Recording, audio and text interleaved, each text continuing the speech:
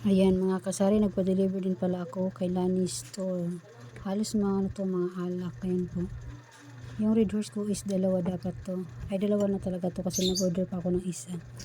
Ayan, 585 po yung isang kahon ng red horse nila, and then ang bintahan ko is 110.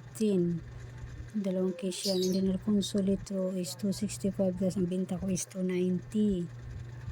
Tapos yung mojito na litro is 163. Ang binta ko rin po is 185. And then yung MP natin na isang litro 169.50. Pero yung binta ko rin dyan is 185 pa rin po. Yan, may sinama pa akong Rexona. Bali dalawang dosina, isang green na isang blue. Ito po yung total 2376, and then plus yung isang red horse pa kasi nagdagdag pa ako sa ng red horse. Hindi baka mamaya mag-deliver din yung isa pang ano, yung dumadaan dito na ano, mga truck ng soft drinks. Baka mag-order din ako dun. Pero ganun pa rin naman siguro yung mga ano nila, ganun pa rin siguro yung mga soft drinks nila. Kaya yun lang mga kasari ang ating mga ano, update ngayong ano na to.